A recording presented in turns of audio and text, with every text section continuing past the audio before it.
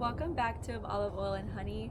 Today I just wanted to share some of my favorite books that I've read over the course of the year. It's going to be a quicker video. I'm just going to share some of the things that I liked about the books that I read, that I gave 5 stars on Goodreads, and then there was only one book I kind of just didn't care for that I read, and I'll be sharing that one and a little bit of why. But I'm outside, I'm at my parents for the weekend, so I was like, let me just record outside. It's really beautiful weather out, so yeah, let's go ahead and hop in.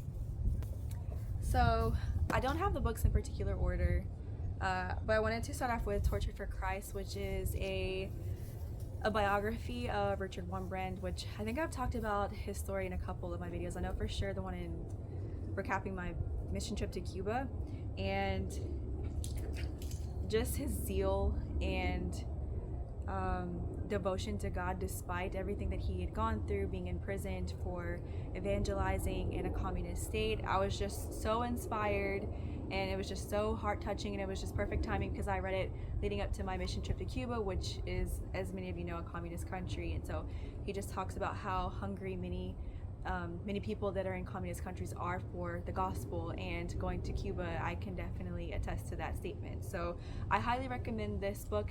There's also a movie version, and then his wife also had a book, Sabina Wurmbrand, and I can't remember what it's called. I'll drop it on the video, but also a really good read. The movie was really phenomenal as well.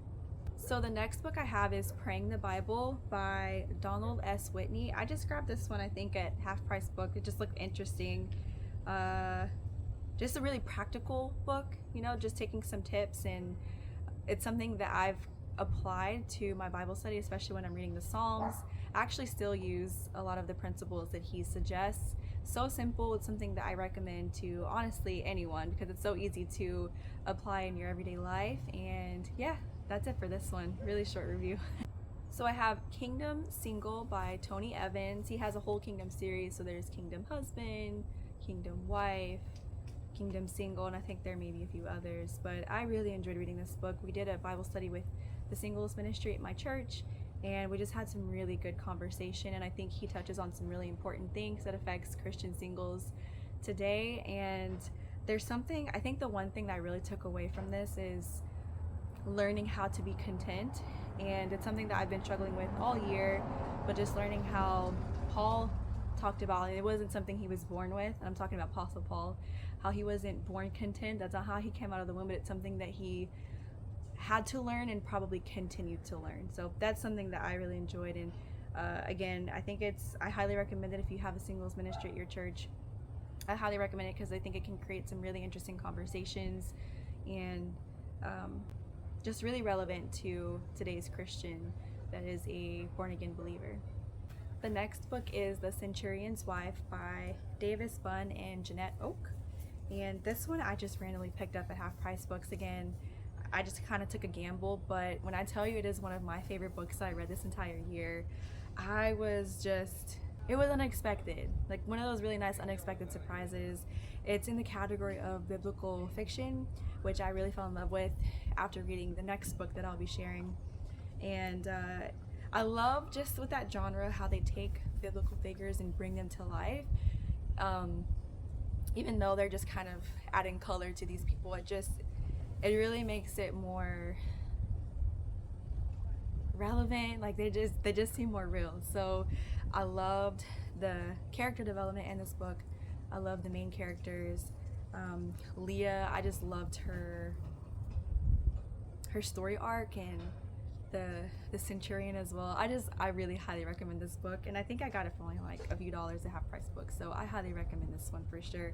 It was really easy read. I think I read it in the span of maybe 1 to 2 weeks. I mean, it was a page turner for sure, so yeah, highly recommend this one. And then last but not least, I will say this has to be my favorite book, and this is actually the first book I read this year. It's called Jewel of the Nile by Tessa Afshar, and I just love the cover overall. I think I was just looking for Christian books, and I couldn't even tell you how I found out about this book, honestly. Maybe Goodreads, but everything about this book I absolutely loved. I loved Charlene. I loved Theo. I'm still crushing on Theo, honestly. I think if I had to have a book crush, it is definitely Theo, her love interest.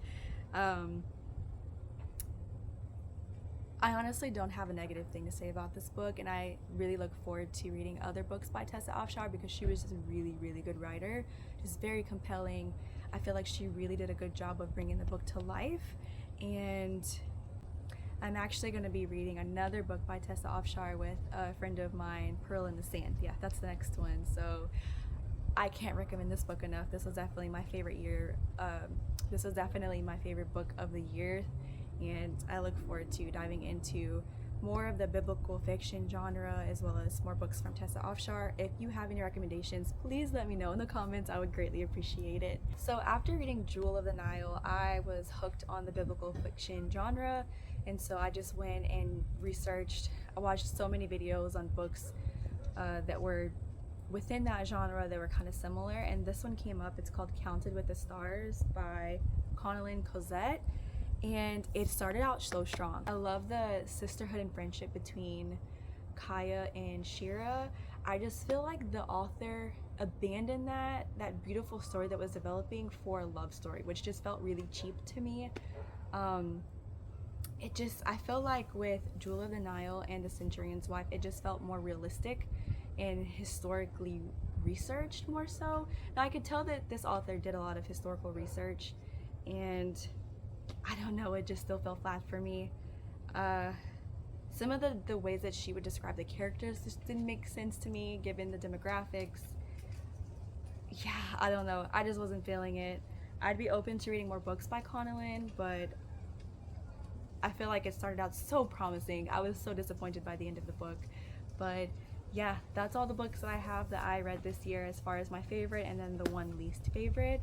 I'd love to know if you read any books that you really enjoyed this year, because I look forward to I already have a long list of books to read, but I'm always looking forward to adding to that list on my Goodreads. So I will see you guys in the next one. Bye!